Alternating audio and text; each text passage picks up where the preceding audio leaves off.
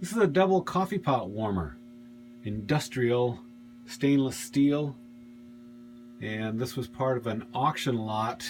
I didn't even consider getting this. I was bidding on a huge coffee pot, but I got the whole row for $1, and this just sold for $30. This is a vintage desktop microphone stand. Have a standard threaded mount on it. This was just in a $2 box lot at an auction, and it sold for $20. This is a pair of Red Wing work boots. They're steel toe, size 13. I picked these up with 3 other pairs of Red Wings at a garage sale. I got them bundled together and probably paid a little less than $10 a piece for them.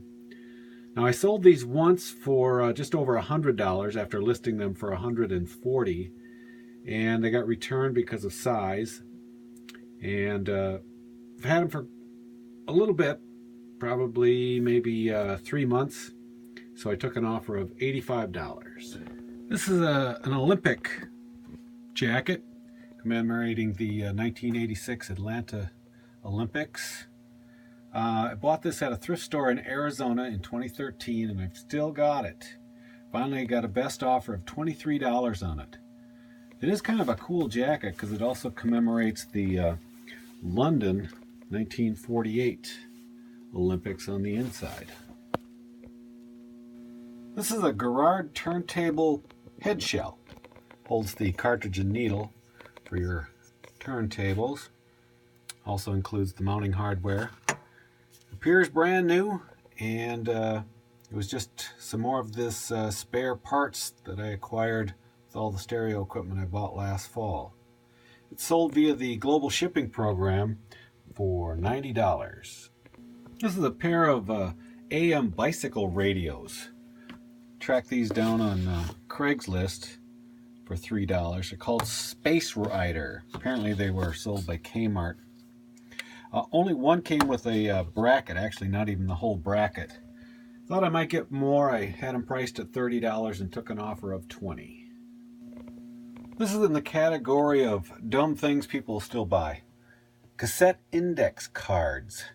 This is new original stock from Radio Shack, and basically that's what they are. Little cards you put in the cassette case, and someone paid me $10. I sell mugs from time to time. I'm pretty particular now on what mugs I pick up. There are just so many out there. I used to do just Starbucks, and now even those are not an easy sell. This one, I actually passed this one up for 2 years after I first saw it at an antique mall. And I saw it a couple of times. I just never bought it. I finally decided just to get it because I thought it was cool. I know what this rocket is. It's a Titan 3. And it just cost $1. And I did the research on it, though.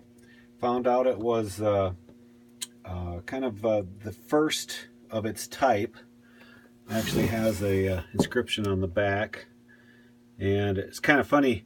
I couldn't find it at first because research showed that the first one of these flew in January of 1990. Well, that's Greenwich Mean Time, 7 seconds after midnight. And so after I cleared that up, I was able to put some pertinent keywords in, thinking there must have been over 1,000 people that worked on this project. Somebody's probably going to want a memory of it. And sure enough, somebody bought it just after a week or so up on after I posted it, and they paid $40 for it. I see lots of cowboy hats out here in the Wild West. This one is a stiff straw hat, MHT brand, nothing special. Actually, I'm fortunate that it's sold. It's a size 7. Anything 7 or smaller, usually tough sells. This may have actually gone to a lady. It's got, a little crease in the front, no big deal. Pretty clean hat, and this sold for $40. More evidence that cassette is not an outdated media. This is a cassette tape splicer. I don't know why you would need to splice your cassette tapes. Seems rather involved. But they sold these back in the 70s and 80s. And this is a survivor from a old Radio Shack store, just $1. And it sold for $50 through the global shipping program. These are black Florsheim side zip boots. Sort of the Beetle boot style with the Cuban heel. I always buy these whenever I find them, and they sell pretty quickly. These were about $5 and they sold for $90. Having been a classic car owner, I knew when I saw this at a garage sale that some car nut would want this for his car, especially with the upcoming car show season upon us. It's just this little over-the-seat back tray table.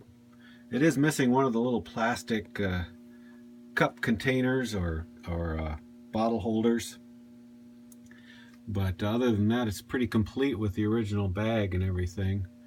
And I got this for $1 and it sold for $80. Forgot to mention this. I got so involved in looking for a box to pack this in. This is a Denon stereo phono preamplifier. It is not working. I didn't bother to take it apart and look at it or anything. I knew these were popular enough that somebody might want to just buy it as is for $100, and sure enough, it only took a couple of weeks and it sold. Again, sometimes these vintage stereo components, even if they're not working, are still desirable. This is a vintage PA speaker made by Fanon.